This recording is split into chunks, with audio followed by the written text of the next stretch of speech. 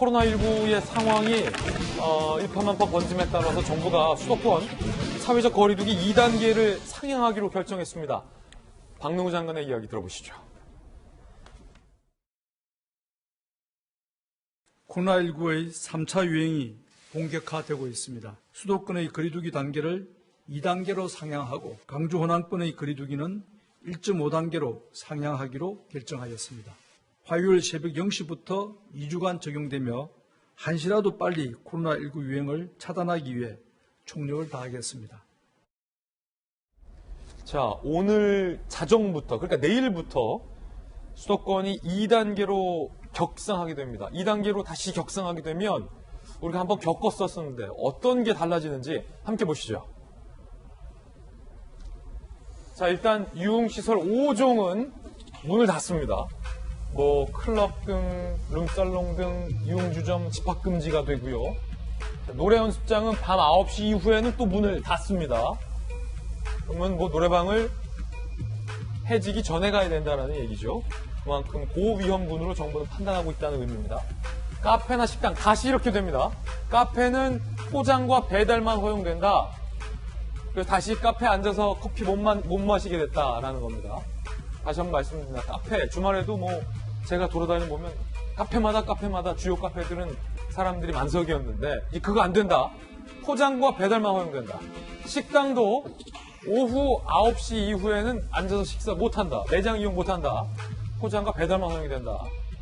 자, 또 결혼식장과 장례식장도 100명 미만만 허용이 되게 된다. 다시 우리가 허리띠를 졸라 매게 되는 겁니다. 내일부터입니다. 실내 체육시설도 밤 9시 이후에는 문을 닫습니다. 등교 수업도 3분의 1만 등교, 종교활동도 다시 좌석수 20% 이내로 인원이 제한이 됩니다. 자, 스포츠 경기 관람도 관중 10%만 입장이 허용되는 것으로 사회적 거리두기 조치가 돌아가게 됩니다. 자, 일단은 유태문 실장님, 이 합당한 조치들이긴 한데, 자, 이게 국민들이 뭔가 숨이 턱턱 막힌다. 좀 이런 것도 좀 있는 것 같아요.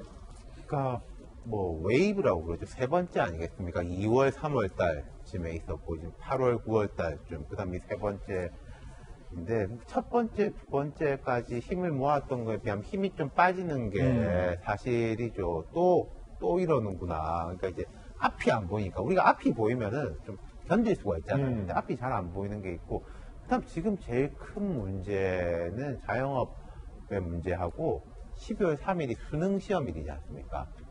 수능은 유증상자랑 확진자도 이렇게 따로 해가지고 시험을 보게 해주잖아요. 아마 이제 관계당국에서 철저히 준비를 하고 있을 것인데, 그 학생들 입장에서 약간 내가 증상이 있는데 이걸 밝히고 떨어져서 시험을 봐야 되냐, 그걸 알리지 말아야 되냐, 그리고 이제 학교하고 학원에서 막바지 공부하고 있는데 이걸 알려야 되나, 알려지 말아야 되나, 그런 이제 다 개인들의 시험에 들게 하는 것들이 문제죠. 예. 누구를 탓할 수도 없고, 그러네요. 그렇습니다. 자, 일단은 김수현 박사님, 앞서서 저희가 그래픽으로 좀 소개를 해드렸는데, 이제 내일부터, 오늘 자정부터, 저런 조치들이 나오잖아요. 그러니까 어떤 분들은 또, 그럼 오늘 밤밖에 없다. 오늘 밤은 우리 12시까지 마시자. 이런 분들도 있더라고요. 그러면 안 된다는 거죠. 사람들이 이제 좀 너무 지치다 보니까 아까 윤태곤 실장님 말씀하셨듯이 이제 끝이 안 보이는 이런 상황을 언제까지 계속해야 되나 이런 생각 때문에 그냥 좀 에라 모르겠다 이렇게 좀 느슨해지는 부분도 있는 것 같아요. 그래서 지금 수도권을 중심으로 확진자가 늘어나고 있고 이게 이제 2, 3월 때 그 대구의 집단 감염하고는 또 다른 게 그때는 이제 신천지 신도들의 동선을 중심으로 파악을 하면 됐었지만 지금은 여러 군데서 동시다발적으로 지금 막 터지고 있기 때문에 이 사람들이 어디에 가서 누구랑 어떻게 그 감염을 시켰는지를 파악하는 게 굉장히 어려워지고 있어서 또 수도권은 인구가 굉장히 밀집된 곳이죠. 그래서 감염력이 엄청 강하단 말이에요. 그래서 이미 지금 2단계가 정부에서는 선제적 조치라고 했지만 더 늦은 감이 있다라는 이제 전문가들의 의견도 있어요. 그래서 좀 더 조여야 되는 오히려 지금 물론 자영업자분들을 생각하면은 정말 안타까운 현실이기는 한데 오히려 좀 더 그 상황을 좀 더 조이고 좀 더 조심해야 되는 상황인 것 같습니다. 사실 이게 나만 조심한다고 되는 게 아니라고 생각을 하게 되면 느슨하게 될 수밖에 없어요. 나는 정말 조심했는데 누가 어떻게 옮겨와가지고 내가 한 번 대화 나눈 것 때문에 걸렸다 이런 식으로 하게 되면은 너도 안 지켜? 나도 다 안 지킬래 이렇게 돼버리거든요. 이게 성공하려면 모두가 지킨다는 신뢰가 있어야 되기 때문에 오늘 마지막으로 술 먹자 이런 생각들은 하지 않으셔야 됩니다. 예. 뭐 뜨끔하신 분들 좀 많을 것 같아요. 자, 그런가 하면 상당히 좀 흥미로운 여론조사도 발표가 됐습니다. 함께 보시죠. 약해지는 거리두기 효과 외에 서울대 보건대학원의 유명순 교수팀이 분석한 바에 따르면 지난 6일에서 8일 전국 성인 남녀 1,076명을 대상으로 설문조사를 했는데 자, 첫 번째, 코로나19에 걸리는 건 그냥 하늘이 정해주는 거다. 우대 달린 거다. 운 나쁘면 걸린다. 5월에는 37.5%가 그렇다. 그런데 11월에는 46.1%가 그렇다. 에이, 뭐 까짓 거 운이지 뭐. 이렇게 답했다는 거예요. 자, 방역당국과 전문가 경고가 원론적이다. 라고 답했던 사람들이 5월엔 40.5%, 11월엔 49.6%. 아이, 뭐 저거 방역당국 드러나만 한 소리인데 뭐 쉽게 이렇게 생각했다는 분들이 많다는 건데, 이재명 기자. 자, 이 두 가지 설문조사가 상당히 흥미롭긴 한데 상당히 좀 위험해요. 위험하죠. 특히나 뭐 코로나에 감염되는 게 운에 달렸다.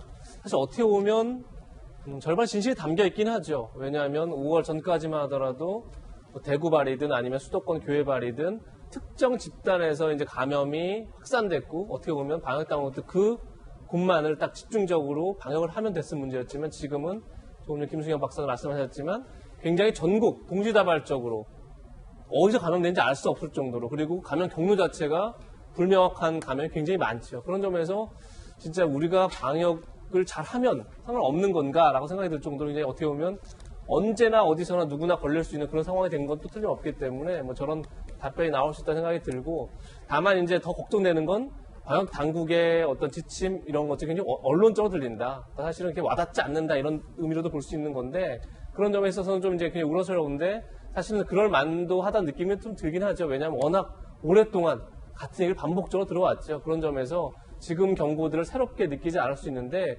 중요한 건 분명한 건 1, 2차 대유행에 비해서 지금 3차 유행이 훨씬 위험하다는 건 틀림없는 사실이다.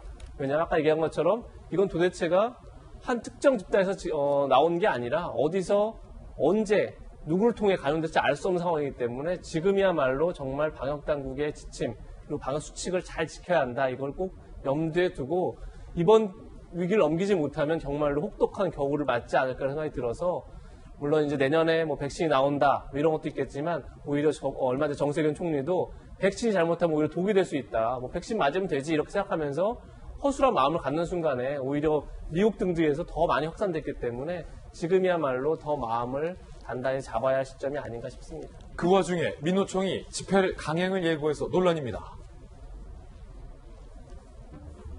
모레 전국 총파업 동시 개최하겠다는 건데 자, 박정환 대변인 문재인 대통령과 정부는 광화문 집회 등에 대해서 강력하게 대응을 해왔고 문재인 대통령은 광화문 집회를 앞두고 반사회적 범죄라고 강력하게 말씀하셨습니다. 민노총의 대규모 집회 이번이 처음이 아닌데 지난번에 대통령도 물론 재고해야 한다, 책임 묻겠다라고 점잖게 타일렀는데 자, 지금 사회적 거리두기 2단계까지 하는데 정부가 민노총에게 언제까지 느슨하게 둘 것이냐라는 게 몇몇 조간신문들의 논점이더군요. 오늘 동아일보는 정부 관계자 말을 인용해서 이렇게 얘기를 하고 있습니다.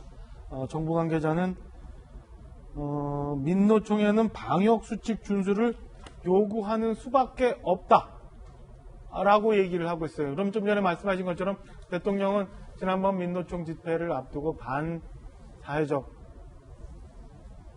8.15 집회를 통해서 반사회적 집회 그리고 심지어 노영민 실장 같은 경우는 국회 나와서 그 집회 주최자에 대해서 살인자라고까지도 표현을 했습니다. 그럼 지금 사실은 민노총 지도부도 그렇고 정부 대통령과 정부 책임자도 그렇고 이 민노총 집회 하지 않도록 어떻게 얘기를 해야 되는 게 맞지 않나 싶어요. 제일 가슴 아픈 게 어제 보니까 중등고시, 임용고시 준비하는 준비생들이 보니까 확진자들은 그 준비했던 시험을 아예 못 보는 상황이 발생하더라고요.